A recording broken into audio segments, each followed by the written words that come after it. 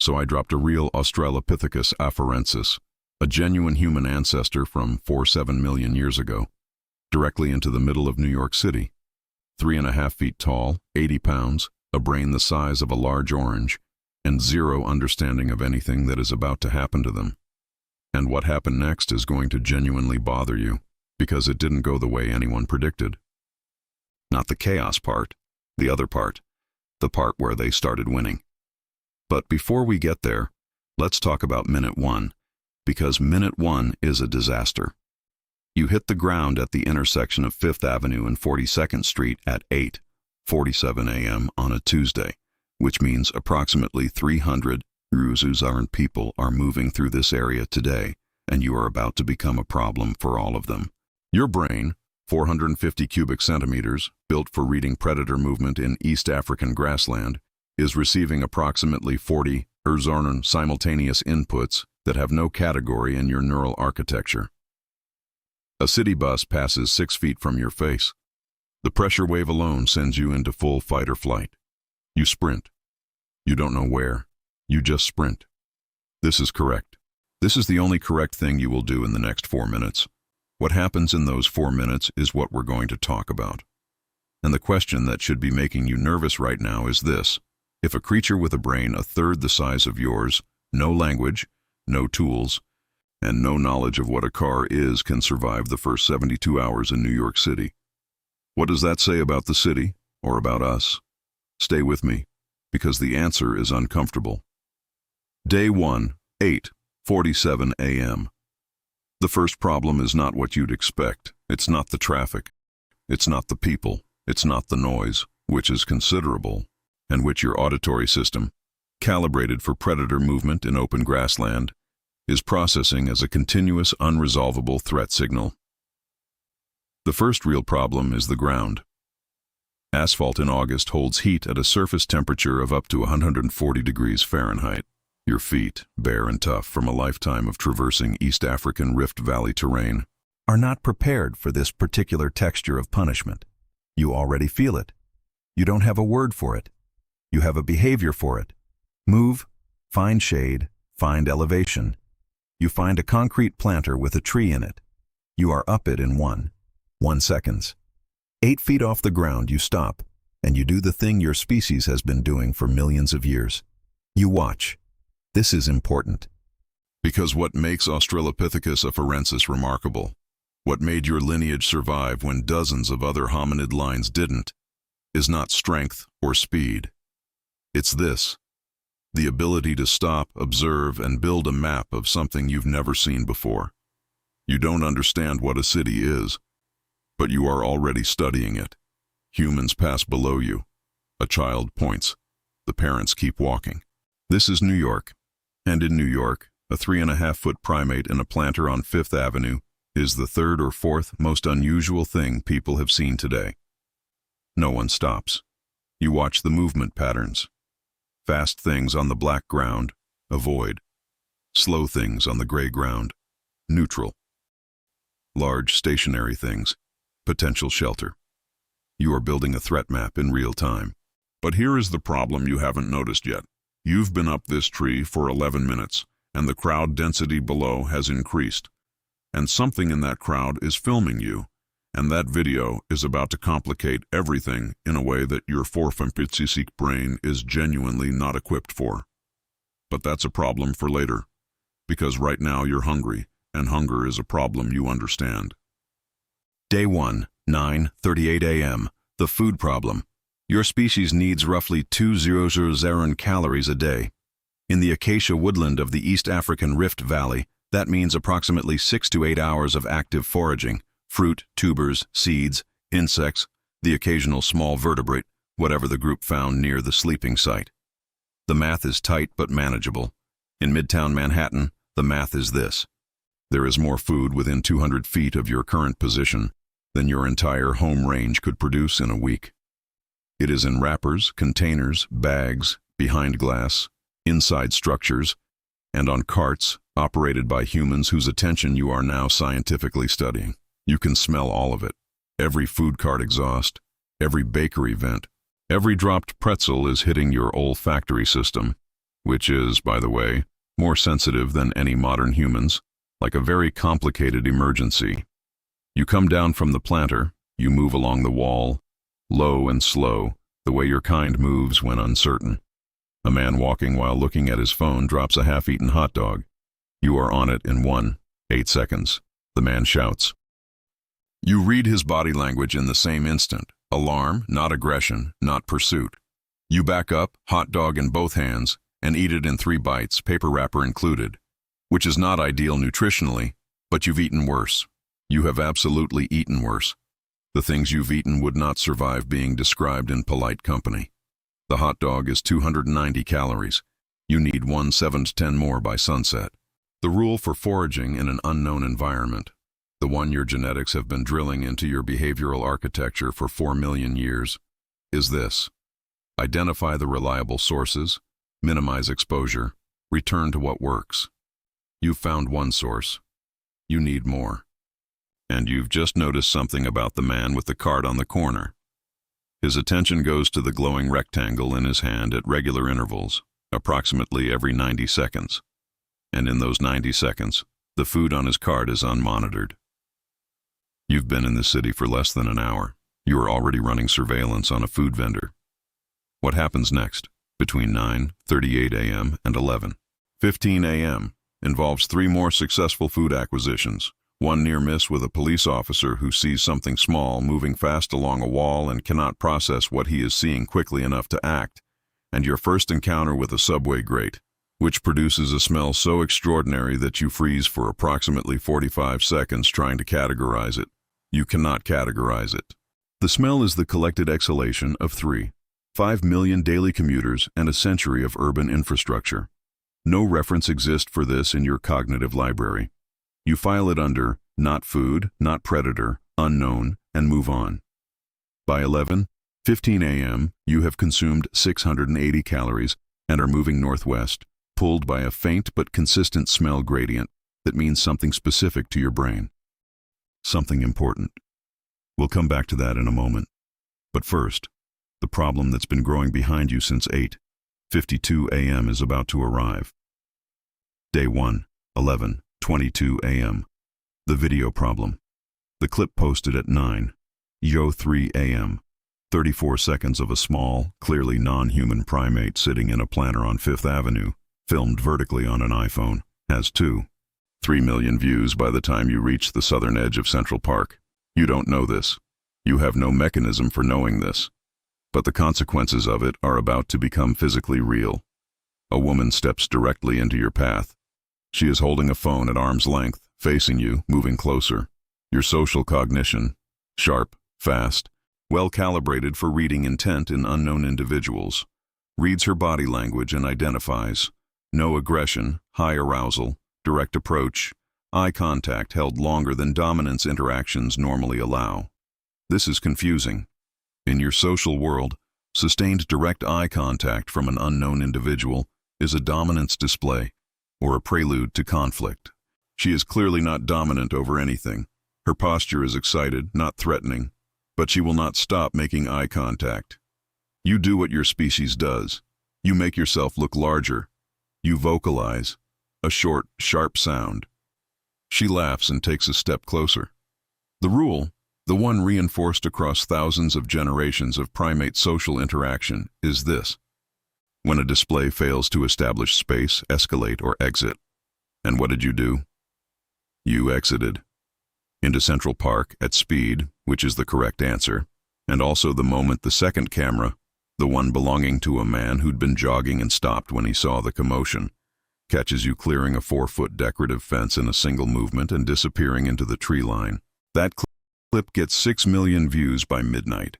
You will not benefit from this in any direct way, but indirectly, in a way that is going to matter a great deal in about 48 hours, the city has now seen you, and the city has opinions. Day 1, 2:15 p.m. The shelter calculation. The smell gradient that's been pulling you northwest for 3 hours is vegetation. Living, dense, unmanaged vegetation. The kind your brain categorizes not as decoration but as habitat. Central Park is 843 acres of trees, grass, water, and the closest thing Manhattan has to your evolutionary home. Your body recognized it before you understood you were looking for it. You find a tree, a mature oak, climbable, with a fork about 22 feet up that creates a natural platform. You are in it in 4 seconds. You sit in the fork, and for the first time since arriving, you exhale completely. This is where you will sleep tonight. This is not a decision you've made consciously. It is your body knowing what it needs and taking it. The tree is shelter, the height is safety, the fork is support. This is 4 million years of successful behavior executing correctly. The problems sleeping in Central Park in August are, in order, temperature, fine, manageable; sound, continuous, unresolvable, but gradually sortable into categories; light pollution, novel, deeply confusing to your circadian system, not immediately dangerous; dogs, 3 separate encounters with leashed dogs who bark at your tree. Each one triggers a full alarm response and drives you 2 feet higher. By the third one, you have used up more cortisol than your system prefers to burn in an evening. And finally, the sound of what appears to be a concert about 600 meters southeast, which your auditory system cannot classify as anything other than massive coordinated group vocalization from a large number of unknown individuals. You do not sleep well. Research on Australopithecus sleep patterns, extrapolated from arboreal primate studies and fossil evidence, suggests you probably didn't sleep well, even at home. Short cycles, semi-alert, always partly monitoring. You are doing that. You are just doing it somewhere that would have been impossible to explain to anyone who shared your genome. By 4 a.m. the park quiets. You sleep for about 2 hours. When you wake up, you are hungry again. 2,000 calories, same requirement, same urgency, and something has changed on the ground below your tree. There is food at the base of it, placed there, by humans. This is new. This requires analysis. Day 2, 6:45 a.m. What the internet did overnight. While you slept, the following things happened. A primatologist at Columbia University identified you from the viral video and gave an interview describing you as unmistakably Australopithecus afarensis, which is impossible. But here we are. The New York City Mayor's office issued a statement saying the city was monitoring the situation. Approximately 140 people independently called 911. A Reddit thread with 200,000 upvotes debated whether you have legal rights. Someone named you. The name spread. 3 separate news helicopters are currently in a holding pattern above Central Park waiting for daylight. None of this maps to anything in your cognitive framework. What you do understand is the food at the base of your tree. You descend, cautious. The food is fruit, bananas, a mango, an apple, placed in a neat pile on a piece of cloth. You catalog this. Unknown individuals have deposited food near your sleeping site with no observable exchange behavior, no threat display, no apparent expectation of reciprocity. In your social world, unsolicited food sharing occurs within bonded groups, not between strangers. You eat the banana first, then the mango, then half the apple. That's approximately 280 calories and the most nutritionally dense morning you've had since arriving. You look up. About 30 feet away, behind a low hedge, 6 humans are watching you with the kind of focused, motionless attention that your social cognition registers as high-intensity observation. The posture your own kind uses when watching something important happen. They are not threats. Their body language is unambiguous about this. But they are also not nothing. They are something you're for. 7-million-year-old social architecture does not have a category for strangers who want something from you without wanting to take anything from you. The concept of an audience does not exist in your social world. It is about to. Day 3. The foraging map. By the end of day 3, you have developed something that researchers would later spend significant time discussing. A functional cognitive map of a 0.6-square-mile urban foraging territory. You know the food cart on the east side of the park that runs out of vendor attention around 10:15 a.m. when the owner takes a phone call. You know the bench near the conservatory pond where a jogger drops an energy bar every morning at 7:40 with the reliability of a biological clock. You know that the children's area produces the highest density of dropped food per square foot of any location in your territory, and that the humans accompanying the children are the least likely to make threat vocalizations when you approach at low speed from a non-direct angle. You know that the dogs on extending leashes are less dangerous than they appear, and that the dogs on short, rigid leashes are more dangerous than they appear. You know that the humans with the largest glowing rectangles, the ones on tripods, will not approach if you remain above 15 feet. This is not genius. This is not remarkable. This is exactly what Australopithecus afarensis was built to do. Your entire evolutionary advantage was cognitive flexibility, the ability to read a novel environment, identify patterns, and update behavior faster than the environment could punish you for getting it wrong. That's the trait that survived. That's the trait that eventually, across 4 million years of iteration and refinement and dead ends and catastrophic population bottlenecks, produced a brain capable of building the city you are currently foraging in. You are the rough draft. The rough draft is learning the city faster than the city is learning you. And that is the thing that made the anthropologist from Colombia sit down on a park bench at 9:15 a.m. on day 3 and not stand up again for a while. She had been watching you for 90 minutes. She had watched you use a stick to retrieve food from under a bench. Tool use, automatic, unconsidered. She had watched you read the attention state of a food vendor and time your approach to the 90-second window. She had watched you make a threat assessment of a dog based on leash length. And she was doing the math. The cognitive distance between what she was watching and what was sitting in her skull right now was, in evolutionary terms, not that far. Not nearly as far as it should feel. The rough draft is frighteningly close to the finished product.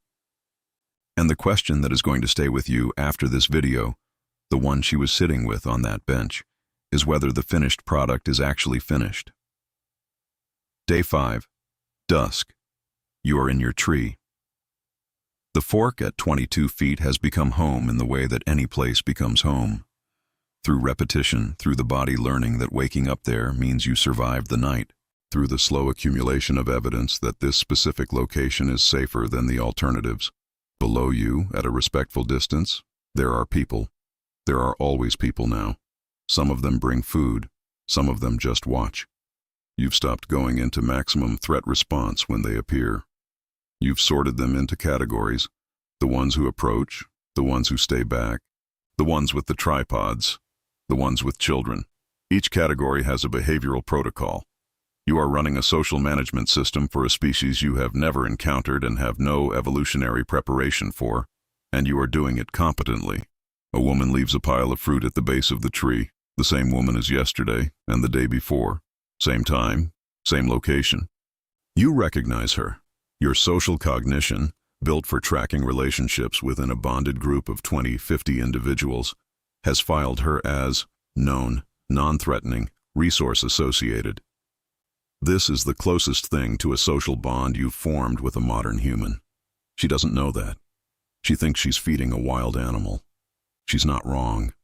But she's also built a relationship with something that is, in the most literal biological sense, her ancestor. The distance between them is 7 million years and about 30 feet. The calories in the city are insufficient for long-term survival without continued supplementation. The social complexity is beyond what you can fully navigate. The ground temperature in summer is physiologically taxing. There are 100 ways this doesn't work as a permanent situation, but you have been here 5 days. You have foraged, sheltered, slept, and adapted. You have solved problems no member of your species has ever encountered and will never encounter again. You did it with a brain the size of an orange, no language, no tools beyond what the environment provided, and no help from anyone who shared your genome. Everything that came after you, every cognitive leap, every tool, every language, every city, was built on the foundation of exactly this: the ability to wake up somewhere impossible and figure it out anyway. You look down at the woman leaving the fruit. She looks up at you. Something passes between you that neither of you has words for. She has too many words and still can't find the right ones. You have none, and you understand it anyway. You are the rough draft. The rough draft is not supposed to be this coherent, but you're in your tree and the city is below you, and tomorrow you'll be back at the food cart at 10:15 a.m. and the math will still be hard, and you'll figure it out anyway, because that's what you've always done. And because 4 million years from now, something sitting in a very tall building in a city that doesn't exist yet is going to watch a video about you and feel, for just a second, like they're looking in a mirror. If that broke your brain a little, good. Hit like and subscribe, and go watch the video where we simulate what happens when Homo erectus makes it to modern Tokyo, because that one goes places this one did.